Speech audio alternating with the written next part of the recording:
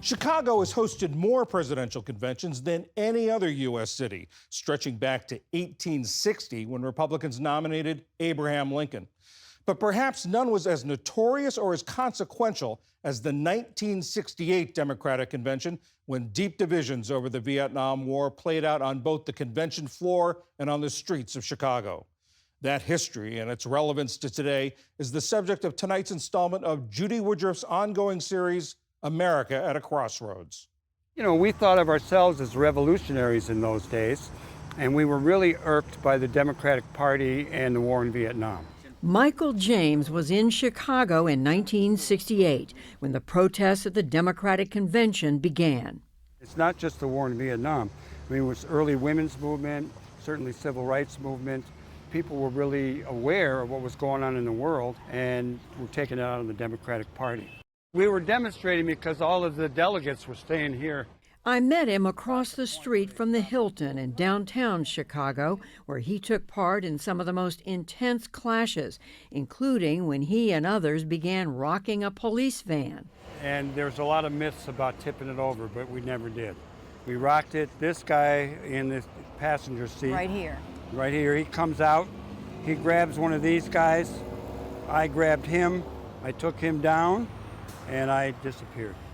It was another violent moment in an already bloody year. We've got some difficult days ahead. Civil rights leader Martin Luther King had been assassinated, leading to days of riots in major cities, including Chicago.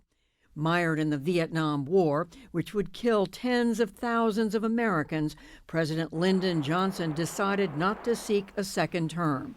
I shall not seek, and I will not accept the nomination of my party for another term as your president.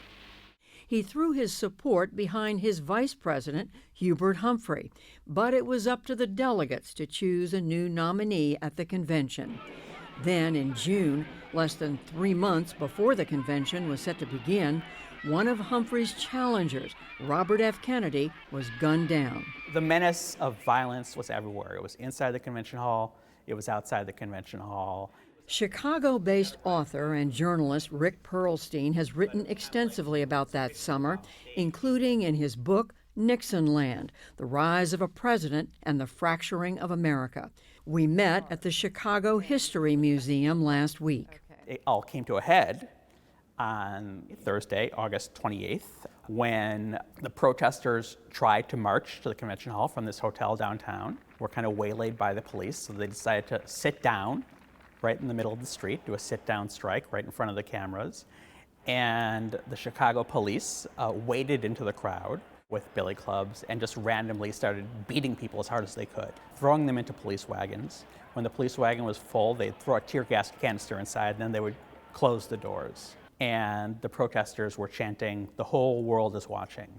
The city's mayor, Richard J. Daley, was incensed by protesters threatening to disrupt the convention. Police were also angry, feeling they had been held back from responding in full force earlier that year during the riots following King's assassination. And many of the protesters thought the country would be on their side. But it turned out that most of the country seemed to side with the police, believed that they must have been provoked. And with George McGovern as President of the United States, we wouldn't have to have Gestapo tactics in the streets of Chicago. At the same time, there was chaos inside the convention hall as the party battled over whether to call for the end of the Vietnam War. That was equally conflict-ridden, and all of these forces came together in an extraordinary confluence of violence, anger, and all of it was seen on TV. In the end, Perlstein explained, most Americans sided with the police. Richard Nixon ran on a promise to restore law and order. A growing concern is also the issue of peace at home. That November, he narrowly beat the eventual Democratic nominee, Vice President Hubert Humphrey. It was definitely an inflection point in many, many things. It was an inflection point for the Republican politics of law and order, and basically presenting themselves as the forces of hierarchy, decency. You know, if you're behind a white picket fence and work hard and play by the rules, the people Richard Nixon termed the silent majority were for you, and the Democrats are in cahoots with these anarchists, right? It was, profoundly inaccurate. It was a smear, but that was the beginning of that smear.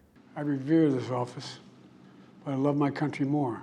Fast forward to today, when a sitting Democratic president has stepped aside. A conflict rages overseas that has reignited tensions on the left. There are renewed pushes for women's rights and racial equality. And the Republican presidential candidate, himself a recently convicted felon facing more charges, is running on a promise of law and order. I think the parallels don't really rise above the level of the superficial. Conventions are very different now than they were in 1968, in part because of 1968. In 1968, the guy who became the presidential nominee of the Democratic Party didn't enter a single primary. Basically, the delegates decided who to vote because political bosses told them to, and these were deals made in back rooms, often at the convention. Following 1968, the Democratic Party reformed its nominating contest to favor primaries, giving voters more of a say. While Pearlstein says this year is unusual, Harris did appear on primary ballots with President Biden.